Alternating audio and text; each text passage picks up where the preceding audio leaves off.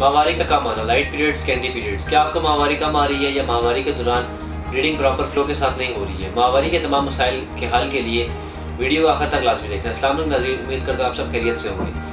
बहुत सी ख़वातीन इस बात की शिकायत करती हैं कि इनका पीरियड्स प्रॉपर फ्लो के साथ नहीं आते, जिसको स्कैंडी पीरियड्स कहते हैं और मेडिकल टर्मिनोलॉजी में इसे हाइपोमेनोरिया भी कहते हैं। हाइपोमेनोरिया का मतलब है कि आपके पीरियड्स की फ्लो जो पहले नॉर्मल थी लेकिन अब कम होना शुरू हो गई है। आज की इस वीडियो में मैं आपको बताऊंगा कि स्कैंडी पीरियड्स किसको कहते हैं और इसकी वजूहात क्या है और किस सूरत में परेशान होने की ज़रूरत नहीं है। सबसे पहले बताता हूँ कि स्कैंडी पीरियड्स किसको कहते हैं। अगर किसी औरत को पहले 5 दिन पीरियड्स आते हैं और अब ये 4 दिन आ रहे हैं, यानी 4 दिन प्रॉपर फ्लो आ रहा है, तो ये नॉर्मल है, क्योंकि साइकिल में एक या 2 दिन ऊपर नीचे होते रहते हैं। इसमें परेशान होने की कोई ज़रूरत नहीं। लेकिन पहले अगर किसी औरत का 5 दिन प्रॉपर फ्लो आती थी लेकिन बाद में सिर्फ 2 दिन की फ्लो आ रही है, तो इसे स्कैंडी पीरियड्स या हाइपोमेनोरिया कहते हैं। इसके अलावा जिन ख़वातीन की साइकिल इस तरह होती है कि पहले 2 दिन प्रॉपर फ्लो होती है लेकिन 3-4 दिन सिर्फ स्पॉटिंग होती है, लेकिन अगर जो 2 दिन हाई फ्लो हो रही हो तो इसमें अगर सिर्फ स्पॉटिंग हो रही हो या लाइट फ्लो हो रही हो तो इसको भी स्कैंडी पीरियड्स या लाइट पीरियड्स कहते हैं। अब मैं इसकी कुछ वजूहात का जिक्र करूँगा। वजूहात में सबसे पहले एज आती है कि वो लड़कियाँ जिनको पीरियड्स शुरू होने हैं, उनकी यानी 13-14 साल की लड़कियों शुरू होकर 1-2 साल हल्के पीरियड्स आ रहे हों तो इसमें ज़्यादा परेशानी की बात नहीं है। ग्रेजुअली इसके बाद बॉडी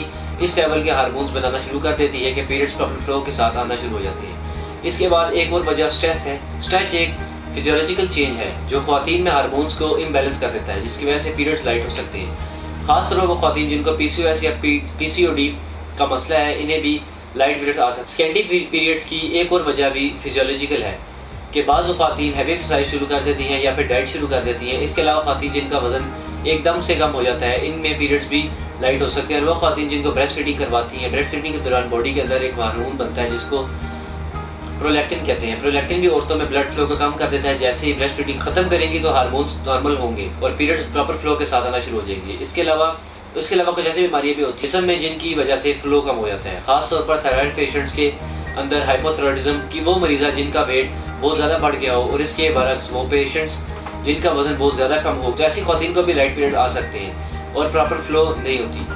अब मैं आपको लाइट पीरियड की तशख़ीस के लिए कुछ ज़रूरी टेस्ट बताता हूँ। PCOS या PCOD की तशख़ीस के लिए अल्ट्रासाउंड ज़रूरी है। इसके साथ हार्मोन्स टेस्ट ज़रूरी है, जिससे FSH, LH और साथ ही टेस्टोस्टेरोन के लेवल भी लाजमी चेक करवाएं। इसके अलावा ऐसी ख़वातीन जिनको चाहिए कि ब्लड टेस्ट भी लाजमी करवाएं।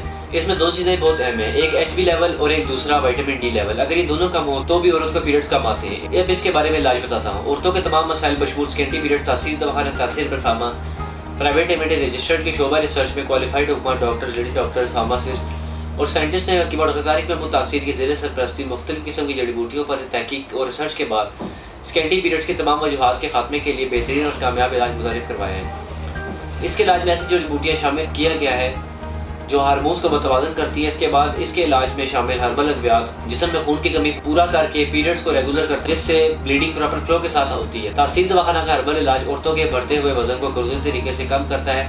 यह हर्बल इलाज FSH और LH लेवल को नॉर्मल करके मेंस्ट्रुअल साइकिल को रेगुलर करता है, जिससे माहवार में हायल तमाम रुकावटों को दूर की जाती है, जिससे पीरियड्स फ्लो के साथ आते हैं। नाज़रीन, इसके इलाज के बाद ख़वातीन के लिए कुछ ज़रूरी एहतियाती तदाबीर का जिक्र करूँगा। अपने हाइजीन का खास ख्याल रखें, हल्की फुल्की वर्जिश ज़रूर करें लेकिन हद से ज़्यादा ना बढ़े। हार्मोन्स वगैरह मुतवाज़िन हो जाएँ। खाने पीने में सादा सब्जियाँ और फलों का इस्तेमाल करें। चटपटे और तेज़ मसाले और खानों से परहेज़ करें। साफ़ सुथरे और पुरसुकून माहौल में रहें और स्ट्रेस से जिस हद तक हो सके बचें। अगर आप भी ऐसे मर्ज़ से शिकार हैं तो तासीर दवाखाना पर तशरीफ़ लाएँ और मुकम्मल चेकअप कराकर मुतमिन होकर अपना इलाज करें। मज़ीद मालूमात के लिए हमारे दिए गए नंबर्स पर आप रब्ता कर सकते हैं। मैं उम्मीद करता हूँ आपका आज का प्रोग्राम बहुत पसंद आया होगा। अगले प्रोग्राम में एक नए मौजूद फिर हाजिर होगा। तब तक के लिए मुझे दीजिए इजाज़त। अल्लाह हाफ़िज़।